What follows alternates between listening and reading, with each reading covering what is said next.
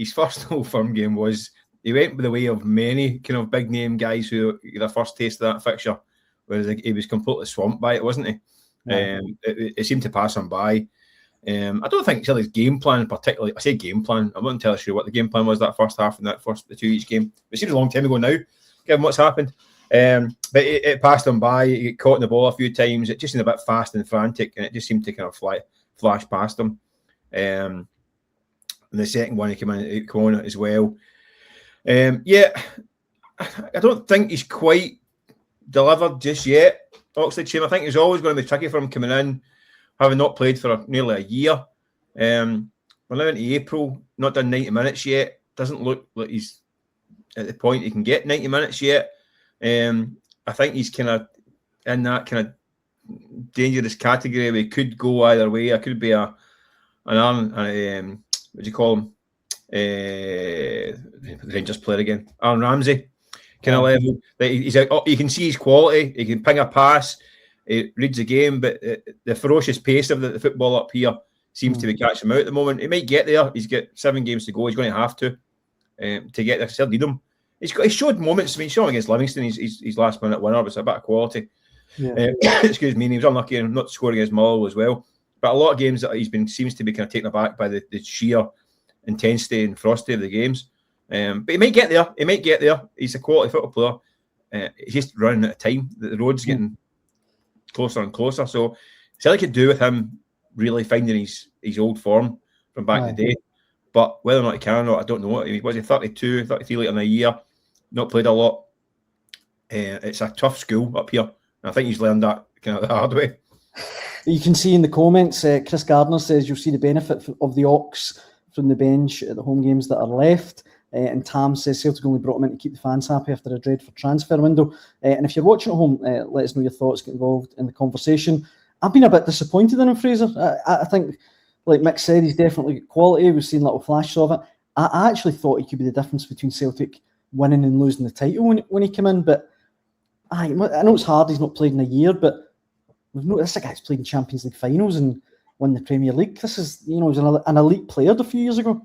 That's exactly it. Like you, I thought he was going to be that marquee signing that would take Celtic to the next level. Look, straight red card for him straight away for calling it soccer, talking about playing their soccer. I don't know where that's come from.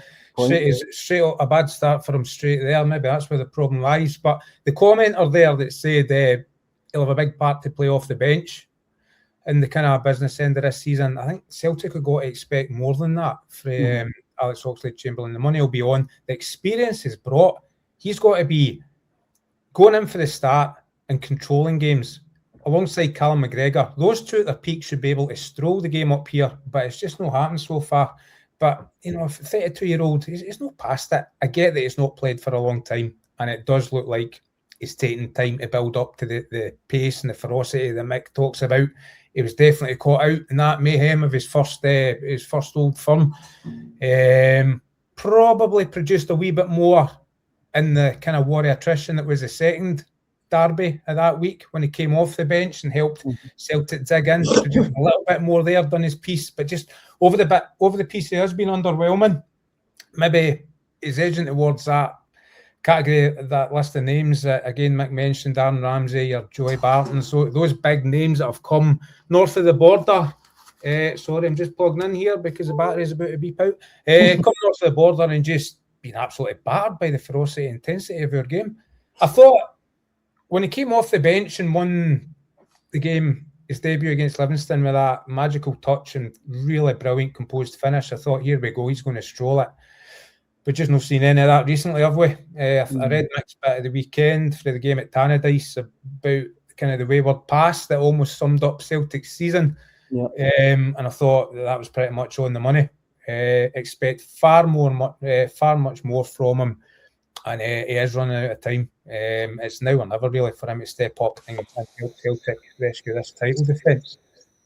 And Mick, you can see there, Andrew Carter says in the comments, I think Ox thought he'd stroll up here. He probably didn't. And a lot of people slag off the standards of Scottish football. There's no money here, but no matter what you say, I think you summed it up perfectly. It's a very hard school up here. Yeah, I don't think that suggests that he's maybe come up as a kind of Billy Big Time and think he's going to walk it. I don't think like a Joey Barton. Remember Joey Barton saying he's one of the best players in Scotland, and he was kicking about the Open Championship rather than doing pre-season training, and he thought he would stroll it. He did think he would stroll it, and he got a rude awakening. I think he's spoken to enough guys. I mean, he's good pals with Andy Robertson, obviously, and spoke to him before he cut. So I think he knew what he's going into. I just think he's just too rusty. He's not played for us since last May when he arrived. So he know he's training with Arsenal, but that's not the same as playing games. He dropped into the thick of a title race with Celtic, and it has been difficult for him to catch up. And Scottish football is a bit wild and blood and thunder, and at times it can be direct. I don't, as I say, I touched on it at my last comment. I don't think Celtic are particularly playing at his strengths. I don't actually know how Celtic are actually playing right now, and I don't think they know how they're playing right now. I don't really see kind of patterns of play or a game plan. I mean, Celtic, I think Martin's managed to get results over a period of time, but I don't actually know what the game plan is with Celtic. If you're building the game, letting someone drop deep, then move the ball in the midfield, get it to Ox, then get him out to wide and build. I don't see any of this. Celtic seem to be, sometimes they go direct, sometimes they try and pass it about, then they go direct. They try and get the ball out wide and just get balls in the box, but they're not in the box. I don't really know what the strategy is at Celtic. It seems to be the strategy is just go out and win, however means necessary.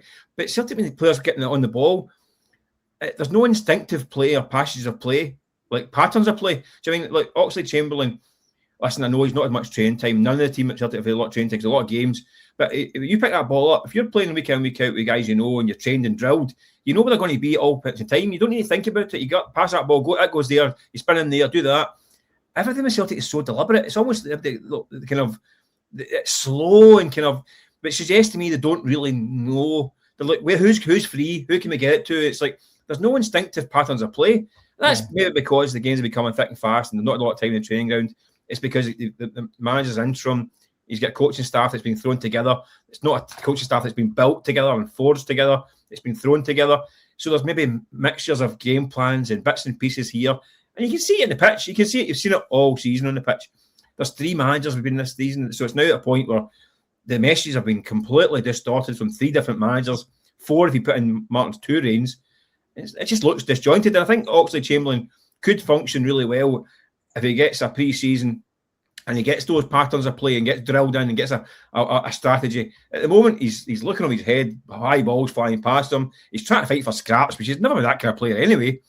Or he's picked the ball at the middle of the park and he's got 3 guys trying to snap at his heels. So I feel for him. He's not quite been the guy that people thought he was going to be yet, because Celtic aren't the team that they really need to be yet either. So it's a bit of a bad combination.